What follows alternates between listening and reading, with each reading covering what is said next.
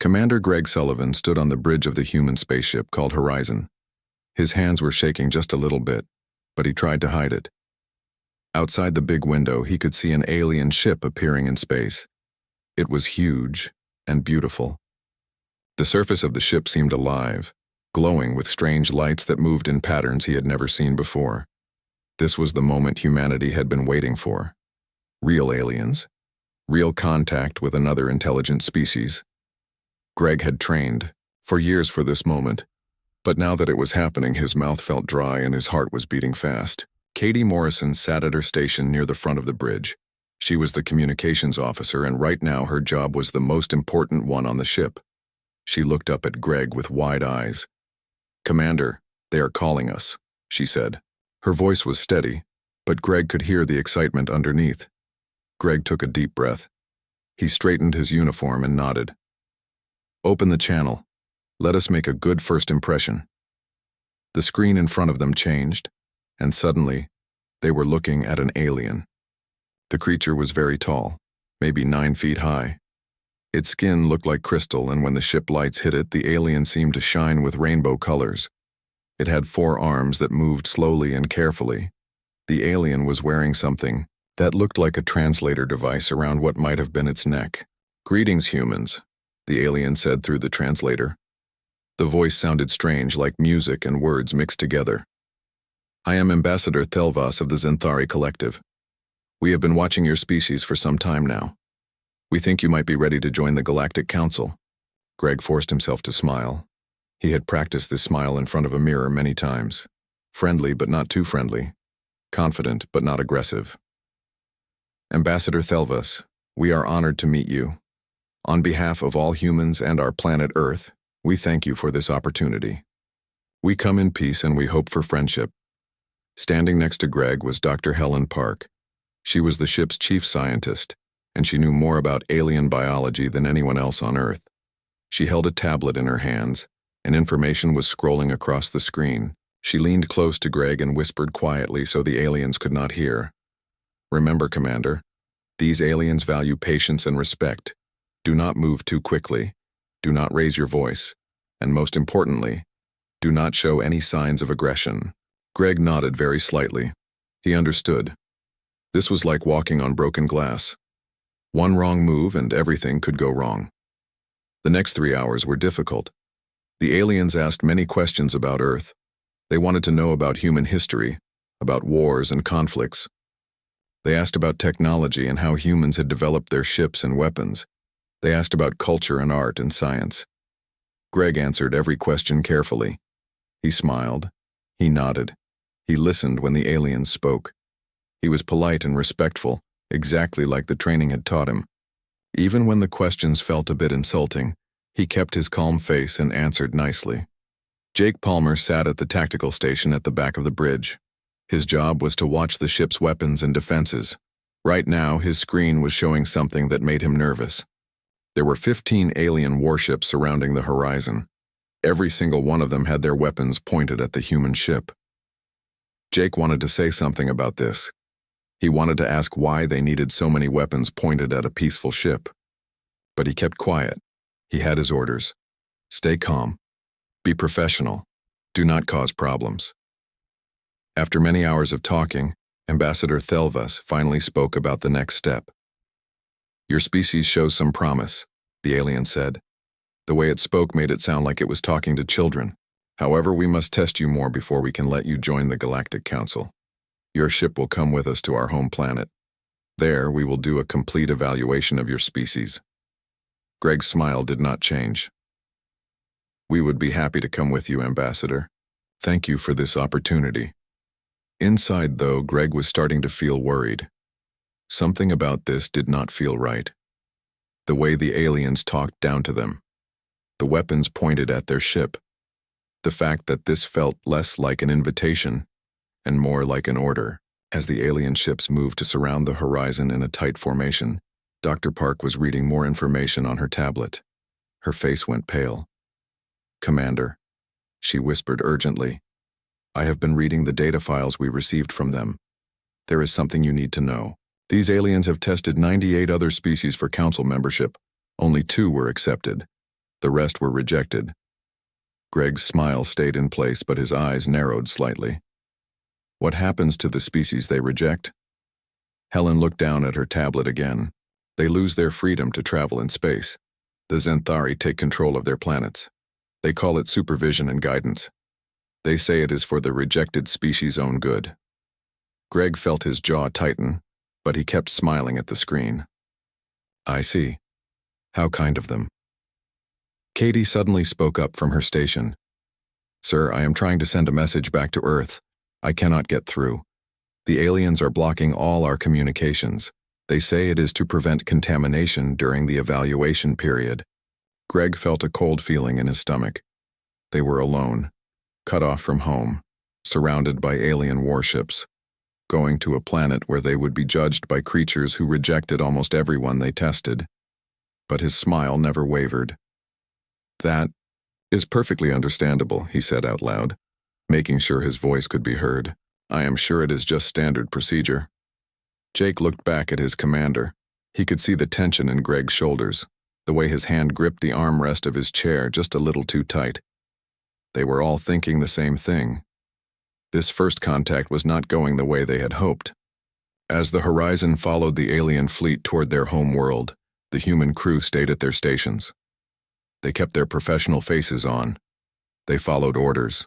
They were polite and respectful. But underneath that calm surface, something else was starting to grow. A little bit of anger, a little bit of suspicion, and a lot of determination. Greg looked at his crew, Katie at communications, Jake at tactical, Helen with her scientific data. They were good people, smart people, and they trusted him to get them through this safely. He would not let them down. Whatever these Xanthari had planned, humanity would face it. They would be respectful. They would be diplomatic. They would follow all the rules, for now. The journey to the alien homeworld would take several hours. Greg used that time to gather his senior officers in a private room away from any listening devices they could find. We all feel it, he said quietly. Something is wrong here. This is not the friendly first contact we hoped for. Helen nodded. The statistics are clear. These aliens reject almost everyone, and the ones they reject end up as prisoners on their own planets. So what do we do? Katie asked. Greg was quiet for a moment. Then he spoke. We play their game. We take their tests. We smile and nod and show them we can be civilized. But we also stay alert. We watch. We learn. And if things go bad, we be ready. Jake grinned. Ready for what, sir? Greg's diplomatic smile faded, and for just a moment, his crew saw something harder underneath. Ready to stop being polite? The alien planet was amazing to look at. Buildings made of crystal rose from the ground like mountains. They seemed to grow naturally instead of being built. Everything sparkled and shone in colors that hurt human eyes to look at directly. The Horizon landed in a space that was clearly meant for ships, but it was surrounded by what Jake quietly called a prison fence made of energy. The testing started right away. The humans were not given time to rest or prepare. Ambassador Thelvas appeared with several other Xanthari officials and told them to follow. The first test was about their minds and emotions. Each human was put in a separate room. The rooms were empty except for a chair and some kind of machine that showed images in the air like holograms. Greg sat in his chair and watched as the machine showed him terrible things. His home city being destroyed by fire, people running and screaming, buildings falling down, everything he loved turning to ash. His hands gripped the armrests of the chair so hard his knuckles turned white. But he kept his face calm. He breathed slowly and steadily. When the Xanthari evaluator asked him questions about what he saw, he answered in a quiet, professional voice. He talked about emergency procedures and resource management like he was discussing the weather. In another room, Dr. Helen Park watched simulations of animals going extinct. Whole species dying out one by one, forests burning, oceans turning empty and dead. She felt sick to her stomach, but she kept her scientist face on. She discussed conservation, strategies and biological preservation like she was giving a lecture at a university. Katie Morrison sat through simulations of hostile aliens sending threatening messages to Earth. Each message was worse than the last. Promises of invasion, threats of destruction, demands for surrender. Katie's job was to write responses. She created diplomatic answers that were so perfect and calm they could have been used as examples in textbooks. Jake Palmer watched simulations of space battles, ships exploding, crews dying. He saw the horizon destroyed over and over in different ways. But he sat still and answered technical questions about defense strategies without showing any emotion at all. After hours of this psychological testing, the humans were brought back together. They all looked tired. Helen's eyes were red. Katie's jaw was clenched. Jake had developed a small twitch under his left eye that he could not quite control, but they all stood, straight and professional when Ambassador Thelvas came to review their results. Your species shows good emotional control, the ambassador said. The way it spoke made it sound surprised. This is unusual for such a young species. It is a good sign. Greg smiled politely. Thank you, Ambassador. We appreciate your evaluation. Inside, he wanted to scream. Good emotional control? They had just been tortured with horrible images for hours, and the aliens acted like it was a normal thing to do. The second test was about technology. The humans were shown Zenthari equipment and asked to figure out how it worked. This was actually easier than the first test. Dr. Park and the engineering team were good at understanding machines. They studied the alien technology carefully and answered questions about it. The Zenthari evaluators seemed pleased. They nodded their crystal heads and made notes on devices the humans could not quite see properly. But then came the third test, and this was when things started to change. Now we must test your understanding of hierarchy and obedience, Ambassador Thelvas announced. The Galactic Council keeps order through strict rules. Species that join the Council must show they can accept guidance from civilizations that are more advanced than them. What happened next made Greg's blood boil, but he kept his face calm. The Zenthari began to lecture them. They talked about how primitive humans were, how stupid and violent and backward. They pointed out every mistake in human history, every war, every environmental problem, every single bad thing humanity had ever done. They did this in voices that sounded like teachers talking to very young children who could not understand simple concepts. Your nuclear weapons, one evaluator said with what might have been a smile, prove that your species is barbaric. Civilized races stopped using such crude tools thousands of years ago. Greg nodded slowly. Yes, we understand. We have much to learn from you. The words tasted like poison in his mouth, but he said them anyway. Another evaluator spoke up. Your space travel technology is laughable. It took you so long just to reach your own moon. We were traveling between stars when your ancestors were still living in caves. Yes, you are clearly more advanced, Greg agreed, still smiling. Helen watched her commander carefully. She had worked with Greg for 5 years. She knew him well. She could see the tiny signs that others might miss, the way his left hand kept clenching into a fist behind his back, the slight tension in his shoulders, the fact that his smile looked more like a mask than a real expression now. During a short break, she pulled him aside. Commander, I know this is very hard, but please remember what is at stake here. If we lose our temper and get angry, we might lose Earth's only chance to join the galactic community. Greg took several deep breaths. I am fine, Doctor. Completely fine. I am being professional just like I should be. But he was not fine. None of them were fine. Jake's eye twitch had gotten worse. Katie had started grinding her teeth so hard that her jaw hurt. Even Helen, who was usually very calm, had woken up at 3 a.m. to reorganize all her files because she was too stressed to sleep. The lectures continued for 3 more days.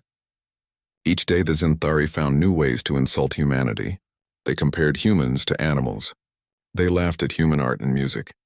They called human philosophy childish and simple, and each day Greg and his crew smiled and nodded and thanked them for their wisdom. On the 4th day, Ambassador Thelvas brought them to a special room. The walls showed holographic images of dozens of different alien species. These are species that failed our evaluation, Thelvas explained. Each image was marked with the same words in the Zenthari language. The translator turned it into English as rejected for council membership. These species did not show proper submission to galactic authority, the ambassador continued. They now live under Zenthari administration.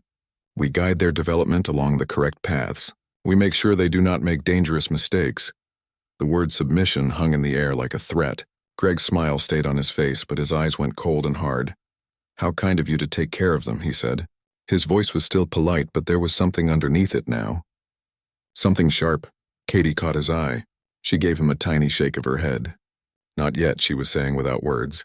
"Hold on a little longer." But holding on was getting harder. That night, back on the horizon, the crew gathered in private. They swept the room for listening devices and spoke in whispers. "They are never going to let us pass this evaluation," Jake said quietly. "This whole thing is rigged. They reject almost everyone, and the ones they reject become prisoners." Helen nodded. "I have been studying their records. The pattern is clear.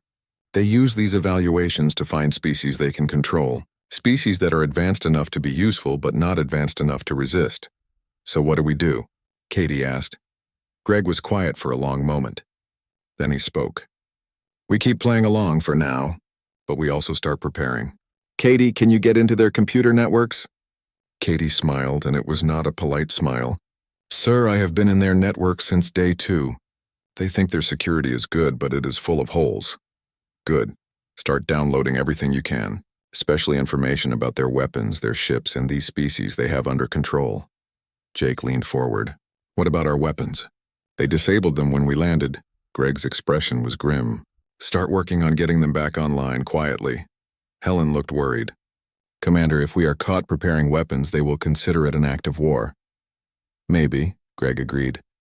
"But I'm not going to let Earth become another one of those species on their wall of shame. If they want to control us, they are going to find out that humans do not submit easily." The others nodded. They were scared, but they were also angry. And anger, when properly directed, could be a powerful tool. The next day, they returned to the evaluation center with their polite smiles firmly in place. They bowed when the Xanthari wanted them to bow. They agreed when the Xanthari told them they were primitive and stupid.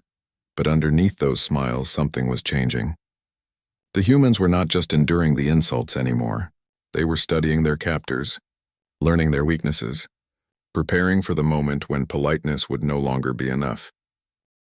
Day 5 of the evaluation began early in the morning. The humans were woken up before dawn and brought to a huge council chamber.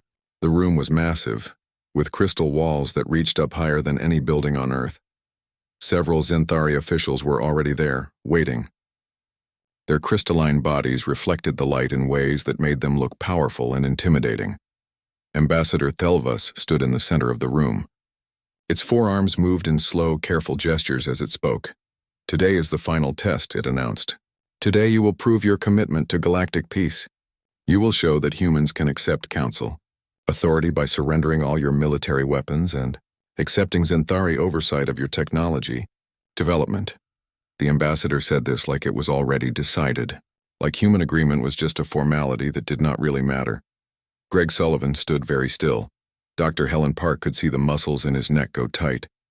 Katie Morrison's hand moved toward her hip, where her weapon would normally be, but it had been taken away when they arrived. Jake Palmer's eye was twitching worse than ever. Greg spoke carefully. "I see, and what happens if we refuse?" Ambassador Thelvas looked surprised. Its crystal features shifted in a way that might have been shock. "Refuse?" Commander Sullivan. "Surely you understand that refusing is not possible.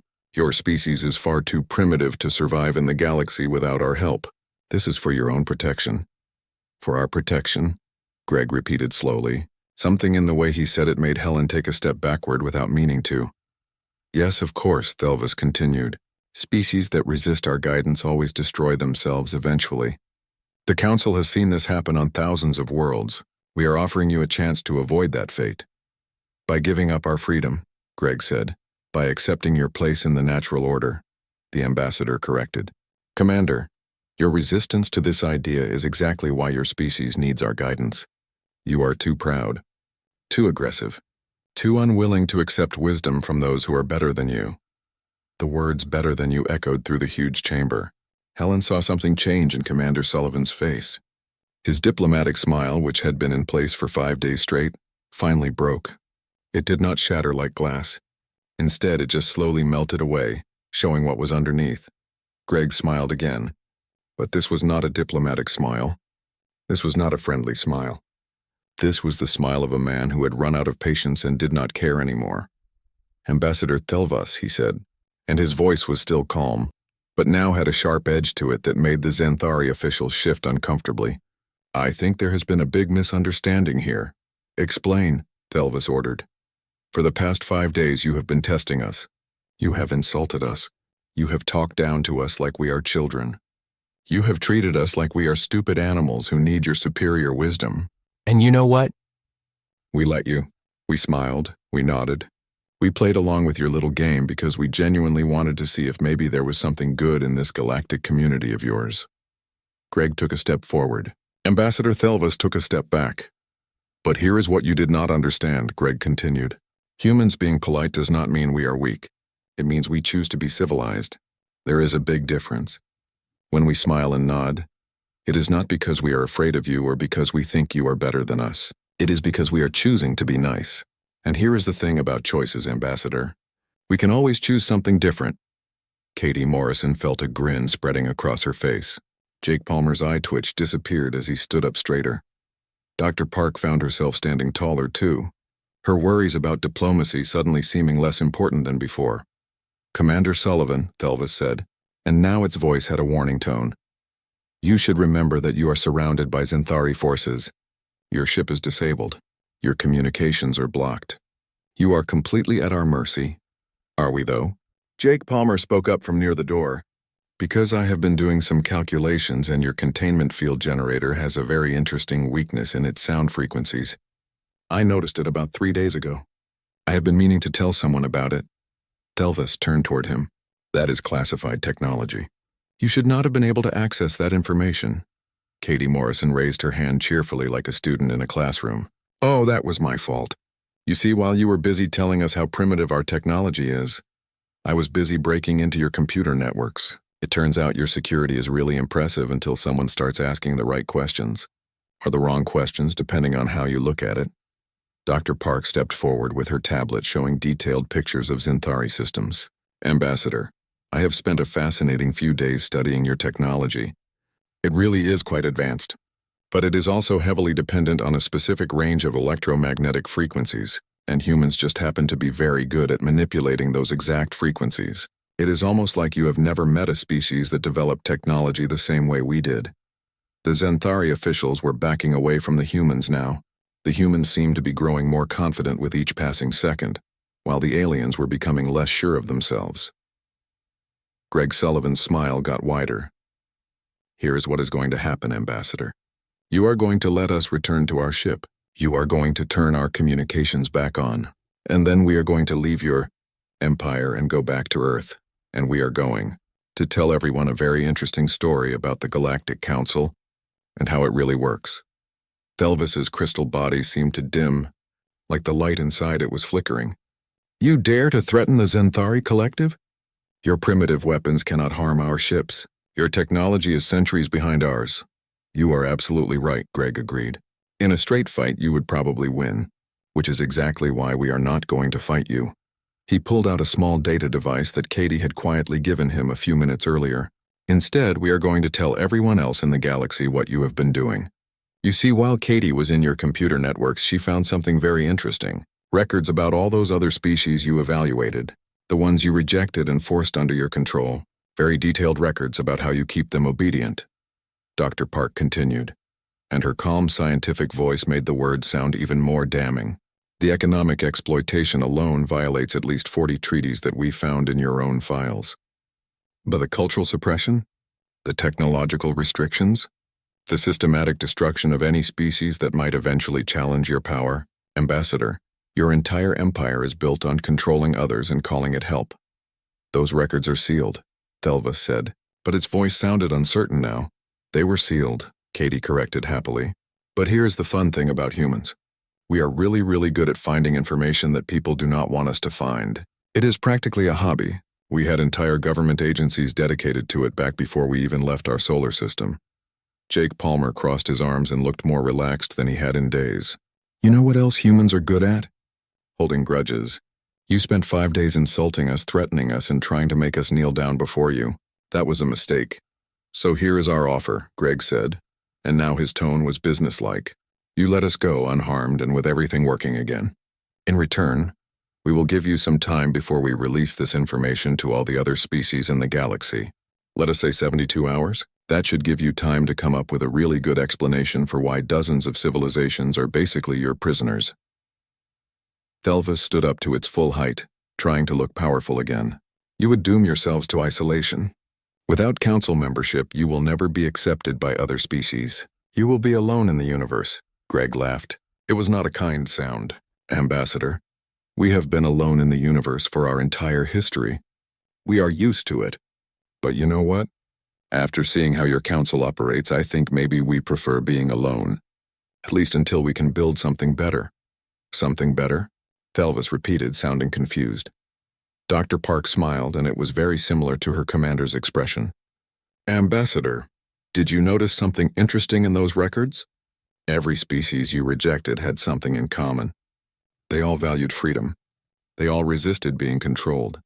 They all had what you called primitive, aggressive tendencies. What is your point? Thelvis asked. My point is that we have been making a list. Names, locations, and information about every species you have suppressed. And we are going to visit them. Every single one. And we are going to tell them what we learned here. About you. About the Council. About what galactic civilization really means. Greg took another step forward, and this time Thelvis actually stumbled backward. You wanted to test if humanity was ready for the galactic stage, Ambassador. Congratulations, we passed your test. Just not in the way you expected. Katie's communicator made a sound. She looked at it and smiled big. Commander, I am getting signals from the horizon. It looks like someone turned off the containment field from inside the Zenthari network. I wonder who could have done that. Jake checked his own device. And look at this, our weapon systems just came back online. Along with a warning that every human defense satellite in range has. 3 months had passed since the Horizon left Zenthari space. The ship now traveled through a different part of the galaxy, approaching the third planet on their list. Down below was the home world of the Corveth, a species that had been living under Zenthari control for nearly 200 years after failing their evaluation test. Katie Morrison sat at her communication station, watching her screen carefully. Commander, we are being called. Multiple signals on different frequencies. They are all asking the same thing. Who are we and what do we want? Greg Sullivan leaned back in his command chair. He looked much more comfortable now than he had during those first diplomatic meetings with the Zenthari. Tell them we are humans from Earth. Tell them we are here to talk about freedom. The message was sent, and within hours the Corveth government agreed to meet with them. Their representatives came aboard the Horizon looking careful and suspicious, but also very curious. They had heard rumors traveling through secret communication channels. Whispers about a new species that had refused to obey the Zenthari and survived to tell the story. Dr. Helen Park set up a presentation in the ship's main meeting room. She showed the Corveth all the data that humans had stolen from Zenthari computers, the economic exploitation, the suppression of technology, the control mechanisms, everything. The Corveth Prime Minister was a tall, thin alien with pale blue skin and large dark eyes. She looked at the information for a long time before speaking. Her voice was heavy with sadness. We suspected this was happening, she said slowly. But we had no proof. Without proof, resistance was impossible. We would have been destroyed. You have proof now, Greg said. The question is, what do you want to do with it? The Corveth were the first species to join the humans, but they would not be the last. Over the next year, the Horizon visited 17 more star systems. Each one was home to species that had been rejected by the Zenthari collective. Some were cautious and afraid. Some were angry and ready to fight. Some had given up all hope of ever being free again, but all of them listened to what the humans had to say.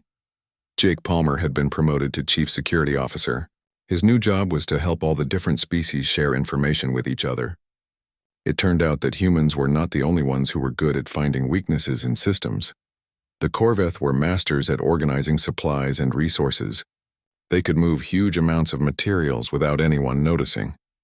The Breen understood energy systems better than any species humanity had ever met. They could manipulate power fields in ways that seemed like magic. The Talax had spent centuries developing secret ways to communicate without the Zenthari knowing. Each species brought something valuable to the group. Together, they were much stronger than they had been alone. We are building a resistance, Dr. Park said during a strategy meeting. Around the table sat representatives from 6 different species. All of them had been rejected by the Zenthari. All of them were ready to try something new. Not a resistance, Greg corrected her gently. An alliance. The Zenthari built their Galactic Council on submission and control. We are building something different. Something based on mutual respect and freedom. Katie Morrison had become the Alliance's communications director. She pulled up a map showing the locations of all their member species. We now have 23 members. The Zenthari are starting to notice what we are doing. They have increased their patrols along our borders. They have also sent us some very threatening messages. Let them send threats, Greg said firmly. They built their empire on one big assumption. They thought rejected species would stay isolated and obedient. They never considered what would happen if those species started talking to each other, started working together. One of the Corveth representatives laughed, but it was a bitter sound. They are calling us terrorists now. They say we are spreading dangerous ideas and destroying galactic peace. Of course they are, Dr. Park replied calmly, because to them freedom is a dangerous idea. The real question is whether the other species in the galaxy will believe their lies. The answer came 6 months later. 3 species that were actually members of the Galactic Council quietly reached out to the Alliance. They had reviewed the evidence that humans had distributed. They had compared it to their own experiences with the Zenthari. They had questions. The Council is starting to break apart, Jake reported during a secure meeting. Species that have been members for hundreds of years are starting to ask uncomfortable questions about how the system really works. The Zenthari are struggling to maintain control. Greg nodded slowly. Good, that is good progress. But we need to be very careful now. Cornered predators are the most dangerous. His caution was justified. 2 weeks later, the Zenthari made their move. They sent their fleet to the Corveth home system and demanded that the Alliance dissolve immediately or face military action. 30 Zenthari warships appeared in orbit, all with weapons ready to fire. The Alliance held an emergency meeting to discuss their response. Some members wanted to give in and return to the old system, rather than risk war. Others wanted to fight despite the terrible odds against them. The room was filled with fear and anger and desperation. Greg Sullivan stood before all the assembled representatives and spoke carefully. 6 months ago, I stood in a Zenthari evaluation chamber and let them insult humanity for days. I did this because I thought being polite was the way to reach the stars. I was wrong, not about being polite. That is still a good idea when you are dealing with actual friends. But I was wrong about mistaking politeness for weakness. He looked around the room at representatives of 24 species. All of them were outcasts. All of them were survivors.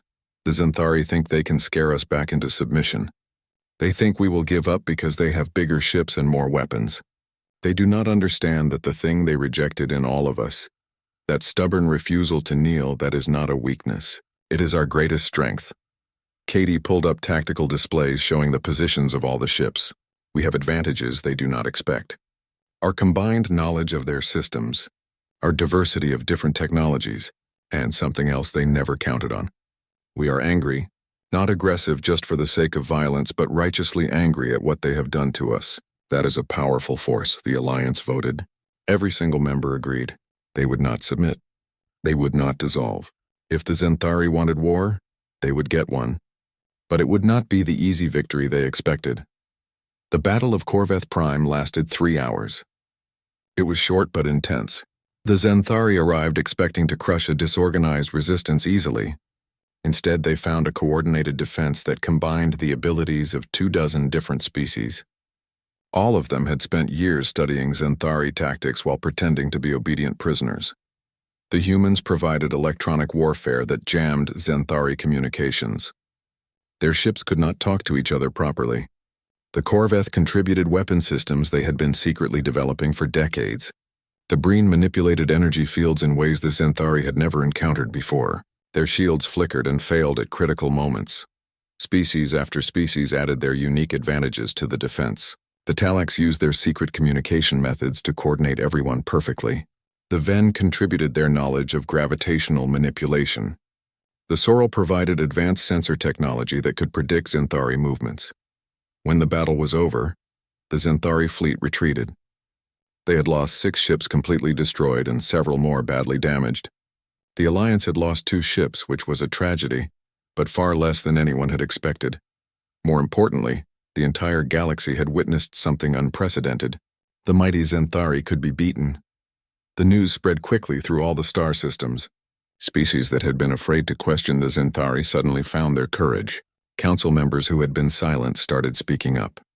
The carefully constructed empire of control was beginning to crack. Ambassador Thelva sent a message to Commander Sullivan. It was much shorter than their first conversation, and it lacked all the condescension from before. You have made your point, Commander. What do you want? Greg's response was equally brief. A seat at the table. Not as beggars asking for permission, but as equals. And the same offer needs to be extended to every species you have been controlling. It is time for a new council, Ambassador. One built on cooperation, not domination. The negotiations took months. The Xanthari did not give up their power easily. They argued and threatened and tried every trick they knew. But with more and more species openly supporting the alliance and with their own council members questioning the old ways, they had little choice. Public opinion across the galaxy was turning against them. Species that had been neutral were now demanding answers. Why had so many evaluations ended in rejection? Why were rejected species treated like prisoners? What gave the Xanthari the right to control others? The old Galactic Council held an emergency session. For the first time in their history, the Xanthari faced real opposition from within their own power structure. Council members who had always followed orders were now asking difficult questions. It became clear that the old system could not continue. The choice was simple: either reform or face a galaxy-wide rebellion. 1 year had passed since humanity's first contact with the Xanthari. The new Galactic Council was being founded, and the ceremony was held on neutral territory. A space station that belonged to no single species had been chosen as the location. It was a massive structure floating in space between several star systems, built specifically for this historic moment. Commander Greg Sullivan stood in a preparation room, adjusting his dress uniform. The ceremony would begin soon, and he would deliver a speech to representatives from over 60 different species. It was a huge responsibility, and he felt the weight of it on his shoulders. Katie Morrison walked in carrying a data pad. Commander, the final draft of your speech is ready. I made a few small changes to the translation protocols to make sure nothing gets lost when it goes to all the different languages. Greg took the pad and scanned through the speech. It was diplomatic and professional. It emphasized cooperation and mutual benefit. It talked about the bright future ahead and the importance of working together. All the things a good speech should say. Dr. Helen Park entered next, followed by Jake Palmer. They were all wearing their best uniforms. This was a formal occasion after all. The most important diplomatic event in galactic history. Are you ready? Helen asked. Greg nodded. As ready as I will ever be. This is a far cry from that first meeting with Thelvis, is it not? Jake grinned. That is an understatement. Back then we were one small ship surrounded by hostile aliens. Now we are helping to build a new galactic government. It still feels surreal sometimes, Katie admitted. I keep expecting to wake up and find out this was all a dream. Greg looked at his crew. These 3 people had been with him through everything. The insults from the Xanthari. The dangerous decision to stop being polite. The formation of the alliance. The battle that changed everything. They had trusted him, and together they had accomplished something amazing. Before I go out there and give this speech, he said quietly, I want to thank you, all of you, for having the courage to stop being polite when it mattered most. Katie's grin was mischievous. Anytime, Commander. Anytime you need someone to hack into an empire's computers, break some rules, and start a revolution, you know where to find us. Helen adjusted her glasses and smiled. For the record, I still think diplomacy is important. We should always try to solve problems peacefully, but maybe the kind of diplomacy that comes from a position of strength rather than fear. Real respect, not forced submission. Jake cracked his knuckles, a habit he had developed during their time under Xanthari evaluation. Next time aliens want to test humanity, maybe they will remember what happened here. We play nice until we do not. And when we stop playing nice, we stop completely. A chime sounded, indicating it was time for the ceremony to begin. Greg took a deep breath and headed for the door. His team followed him. The council chamber was enormous. Representatives from dozens of species sat in circular tiers that rose up toward the ceiling. At the center was a platform where speakers would address the assembly. The room buzzed with quiet conversation in hundreds of different languages, all being translated in real time. Greg saw Ambassador Thelva sitting among the Xanthari delegation. The ambassador's crystalline features were hard to read, but it nodded slightly when their eyes met. It was not exactly friendly, but it was respectful. That was progress. The ceremony began with traditional greetings from several elder species. Then it was time for the founding charter to be read aloud, the new rules that would govern the council. Rules that emphasized equality, freedom, and mutual cooperation instead of hierarchy and control. Finally, Greg was called to the central platform. He walked slowly, aware that every eye in the chamber was on him. This human from a species that had only just reached the stars. This commander who had dared to say no to the most powerful empire in the galaxy. He reached the platform and looked out at the assembled representatives. Then he began his speech. Distinguished representatives, it is an honor to stand before you today. 1 year ago, humanity made first contact with the Xanthari Collective. We came in peace, hoping to find friends among the stars. What we found instead was a system built on domination disguised as guidance. There was some uncomfortable shifting in the Xanthari section, but they remained quiet. But we also found something else, Greg continued. We found dozens of species who valued freedom as much as we do. Species who had been told they were not good enough, not civilized enough, not obedient enough to join the galactic community. Species who refused to give up their independence even when it cost them dearly. He paused and looked around the chamber. Together, those species and humanity have built something new. Not a council based on submission to the strong, but an alliance based on respect between equals. Not a hierarchy where some species rule over others, but a community where every voice matters. The speech continued for several more minutes. Greg talked about the importance of cooperation and the value of diversity. He spoke about learning from past mistakes and building a better future together. He emphasized that the new council would be judged not by how powerful it became, but by how well it protected the freedom and dignity of all its members. When he finished, there was a moment of silence. Then the chamber erupted in applause. Not just polite diplomatic clapping, but genuine enthusiasm. Representatives from species that had been suppressed for centuries were standing and cheering. Greg returned to his seat next to his crew. Katie was grinning proudly. Helen looked like she was trying not to cry. Jake gave him a thumbs up. The rest of the ceremony passed in a blur. Official documents were signed. Formal agreements were made. The new Galactic Council was officially founded with 63 member species, including humanity. Each member had equal voting rights. Each member kept full sovereignty over their own territory. No species would be evaluated or judged or forced to submit. After the ceremony ended, there was a reception where representatives could mingle and talk informally. Greg found himself surrounded by diplomats from various species, all wanting to thank humanity for what they had done. The Corveth Prime Minister approached him with a grateful smile. Commander Sullivan, my people will never forget what humanity did for us. You gave us back our freedom.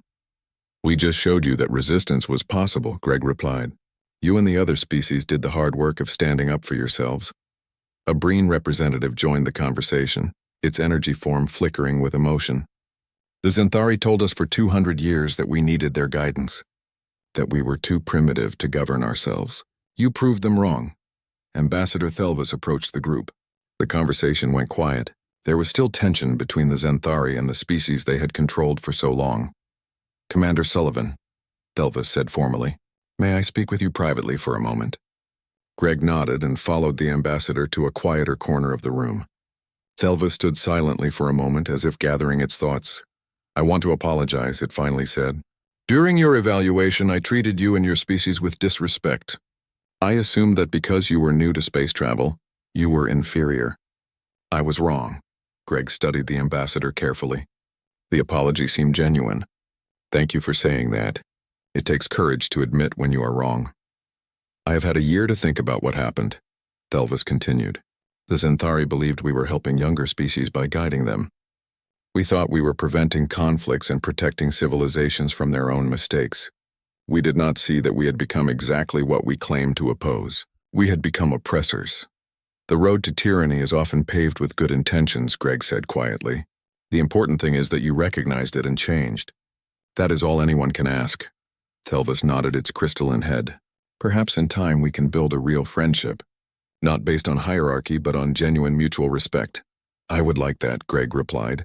Humanity came to the stars looking for friends. We still want that, but we want friends who see us as equals, not subjects.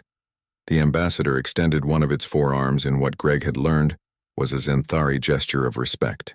Greg shook the offered hand, and in that moment something shifted. It was not forgiveness exactly, and certainly not forgetting, but it was a start. Later that evening, the human crew gathered in a private room on the horizon to celebrate. They were exhausted but happy.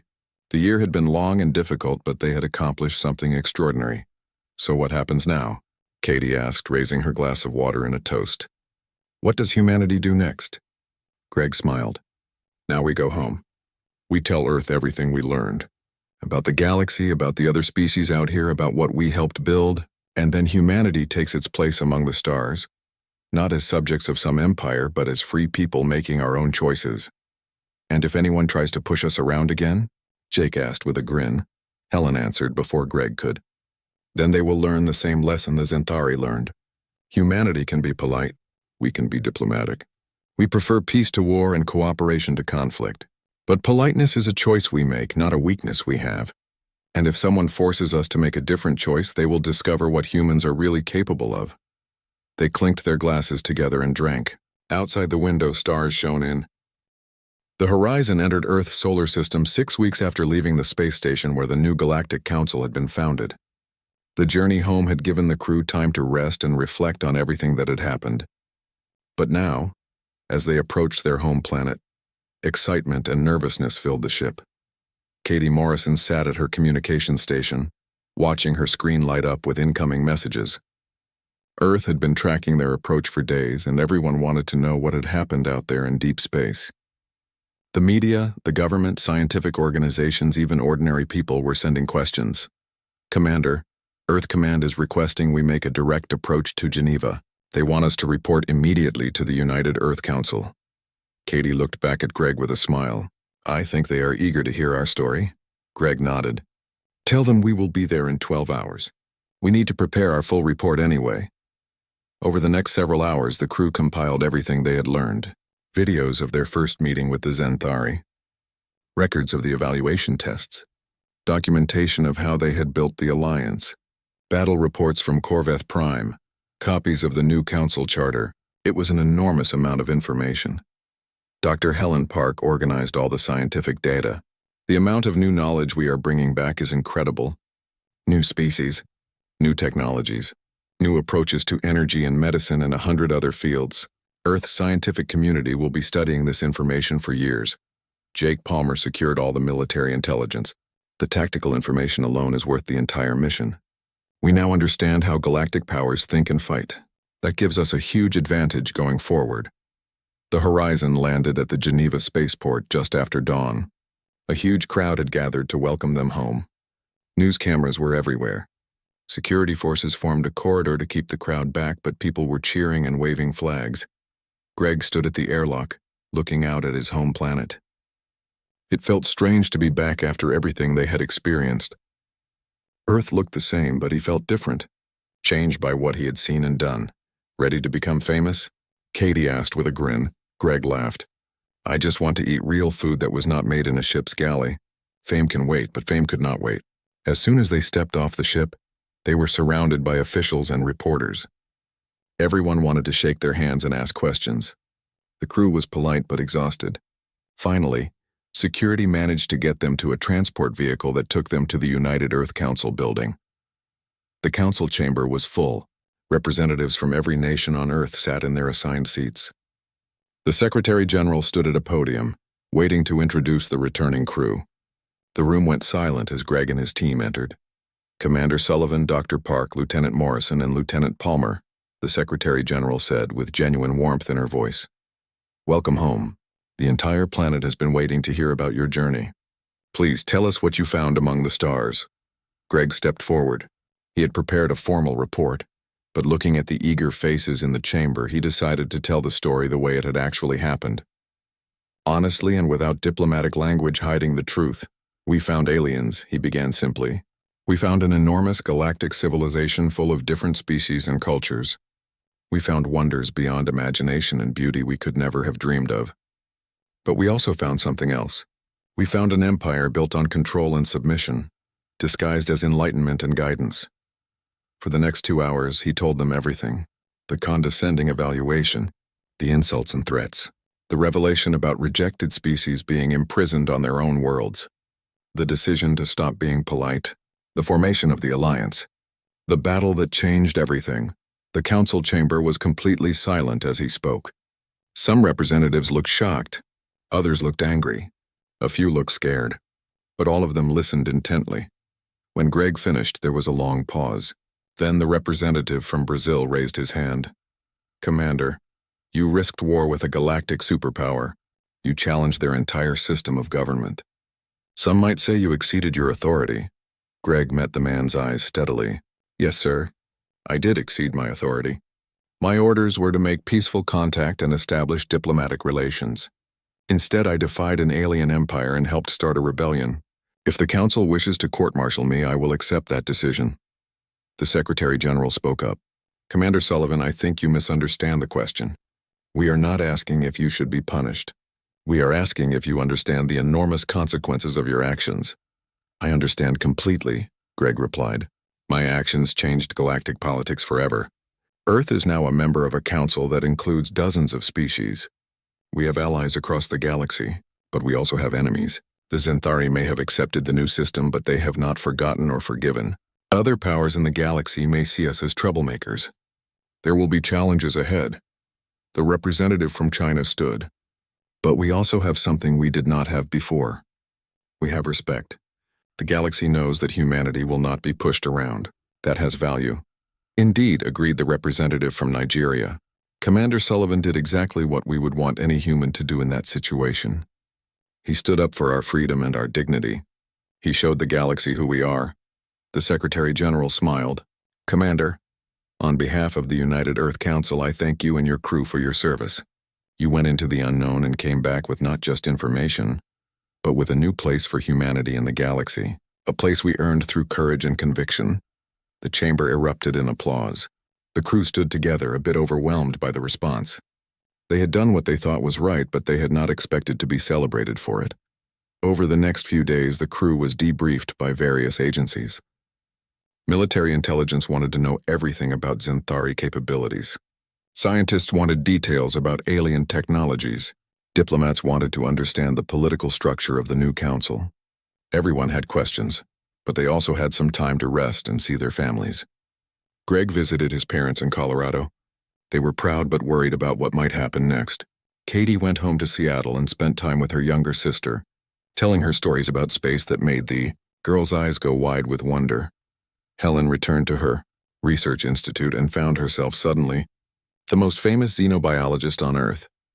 Jake went back to his hometown in Texas and was surprised to find a parade being thrown in his honor. 3 weeks after their return, the crew was called back together. Earth Command had a new assignment for them. The Horizon was being refitted with improved systems based on what they had learned about galactic technology. And once the upgrades were complete, they would return to space. "We need experienced people to represent Earth in the new Galactic Council," the Admiral explained during their briefing.